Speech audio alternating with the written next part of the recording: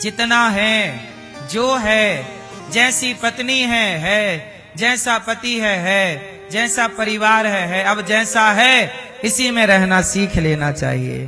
क्या करो, अब जैसा है, अब बदला तो नहीं जा सकता कि बदला जा सकता है। आपका रूप रंग जैसा है, अब कुछ लोग अपने रूप रंग से संतुष्ट हैं, तो कुछ लोग अपने रूप रंग से संतुष्ट नहीं हैं, तो सर्जरी कराते फिर रहे हैं। जैसा परमात्मा ने बना दिया है बने रहो ना, क्यों?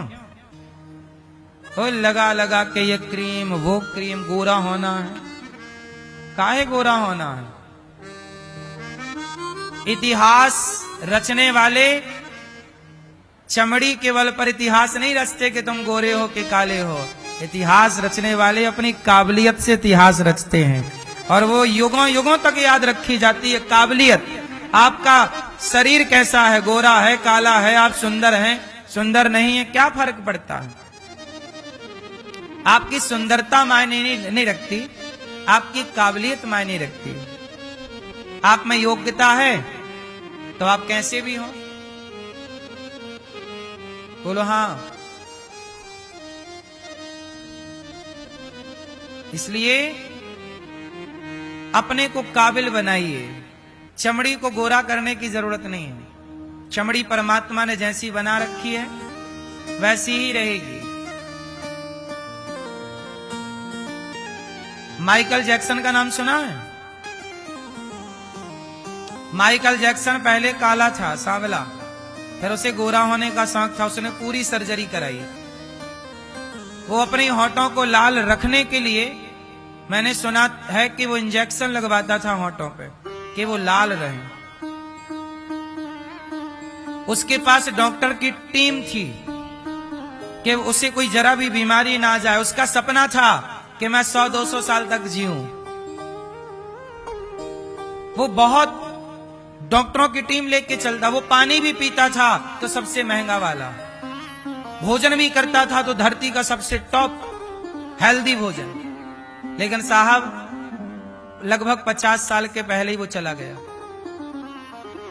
इतना केयर करने पर भी, इतना करने पर भी, और गांव के मजदूर नमक रोटी खा के 80-80 साल तक जीवित रहते हैं।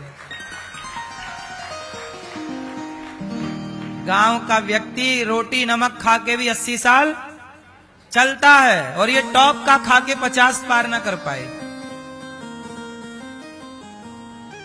आपको क्या लगता है, आपके हिसाब से आप चलोगे? ना साहब, आप कितने भी डॉक्टर रख लो, आप कितना भी बढ़िया खा पी लो, लेकिन जितना उम्र ईश्वर ने तय की है वो आपको मिलनी है। इसलिए जैसे हो वैसे संतुष्ट रहो, ईश्वर का वैसे ही धन्यवाद दो, और मन लगा के काम करो, खाओ पियो जो ईश्वर ने दिया है खाने को। टेंशन फ्री होके काम करिए, लोड मत लीजिए। वो इतना लोड ले लिया कि परेशान होके मर गया। कुछ लोग बेवजह परेशान हैं।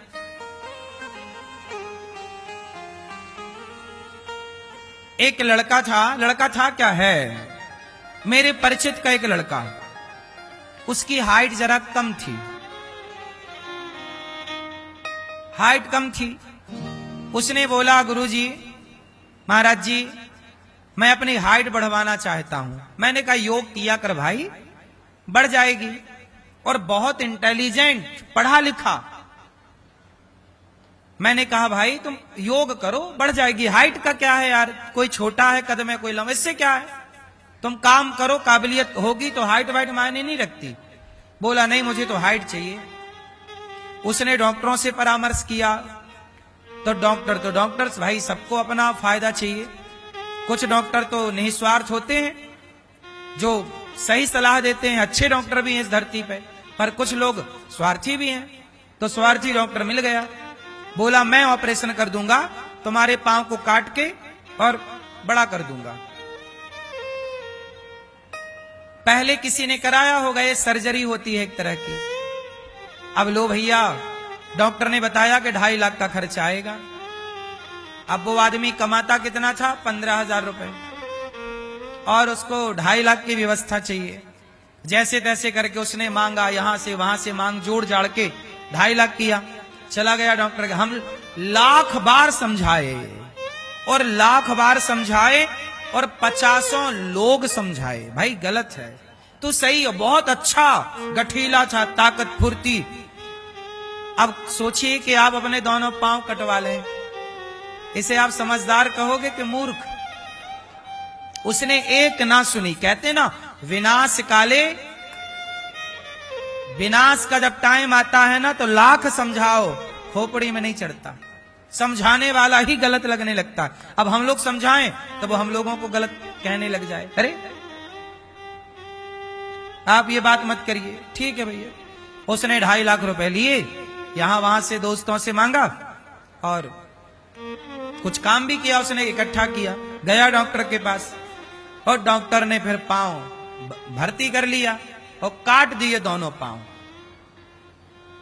और काटने के बाद उसका एक प्रोसेस होता है, सर्जरी होती है, डॉक्टरों की भाषा है, बहुत बड़े बड़े छल्ले लगाते हैं, काट के थोड़ा सा दूर कर देते हैं, हल्का सा, एक एक इतना सा, तो हड्डी फिर वो बढ़ने लगती है।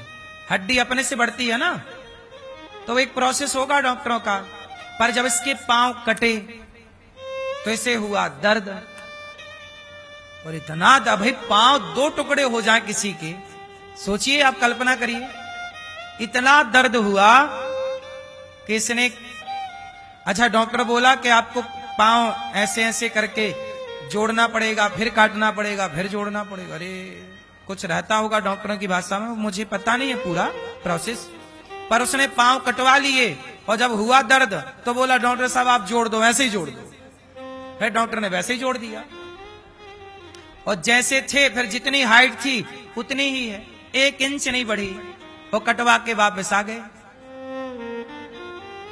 पहले मजबूत थे, अब कमजोर हो गए। ये जिद है। क्या है ये? जिद है। इसलिए कहता हूं, परमात्मा ने जो रूप, रंग, हाइट, कद दिया है, जैसा बनाया है, उसकी बनावट को प्रणाम करो। हे ईश्वर आपका धन्यवाद, तू जैसा, हम वैसे ही संतुष्ट हैं। व्यर्थ में परेशान होने की जरूरत, कोरा गोरा काला कोई मायने नहीं रखता साहब। चमड़ी का खेल ज्यादा दिन नहीं टिकता। क्यों? जो लोग लड़की सुंदर लाते हैं, चमड़ी देख के कि सुंदर है, तो सुंदर से प्यार करेंगे, तो जब तक वो सुंदर रहेगी तो प्यार रहेगा, और कल को वो सुंदरता जाएगी, क्योंकि जवानी के बाद बुढ़ापा जैसे ही प्रारंभ होता है, सदा सुंदरता तो नहीं रहती ना किसी की, तो सुंदरता जाएगी तो प्यार भी चला जाएगा, क्योंकि वो प्यार सुंदरता से था। इसलिए कहता हूं कि रिश्ते चमड़ी देखकर ना बनाया करो, रिश्ते भावनाओं से बनाया करो, भावों को देखकर। चमड़ी के रिश्ते, आजकल तलाक तलाक क्यों खेल रहे हैं लड़के लड़कियां ज्यादा? क्योंकि ये रिश्ते बने थे चमड़ी देखकर। चमड़ी देखकर बनाओगे तो 1-2 साल भी रिश्ता ना चल पाएगा, और भावनाओं से रिश्ता रहेंगे, भावों को देखकर बनेंगे तो रिश्ता सदा चलेंगे। भावों की कदर करिए, भावनाओं की कदर करिए, भावनाओं को समझिए। भावनाएं मायने रखती हैं, चमड़ी मायने नहीं रखती। बोलो हाँ कि ना? चुपचाप बैठो, शांति से, शांत रहो, सुनो। तो क्या महत्व रखती है चमड़ी के भाव? बोलो क्या? रिश्ते भावनाओं के जुड़ने से होते हैं। किससे होते हैं?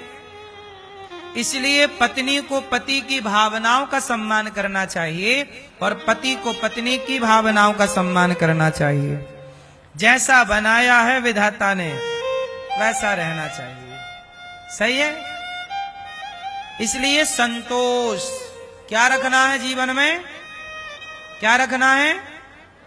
जैसा परिवार मिला, जैसा व्यापार मिला, जैसा शरीर मिला, जैसी कमाई मिली, जैसे लोग मिले, वैसे में संतुष्ट रहो। शिकायत किससे करोगे? सुन कौन रहा है यहां? करो शिकायत। आपका पति आपको गलत मिल गया, करो शिकायत। कौन सुनेगा? तुम्हारी पत्नी गलत मिल गई तुम्हें, करो शिकायत। किससे करोगे? इसलिए शिकायत करके क्या पाओगे? जो है निभाओ।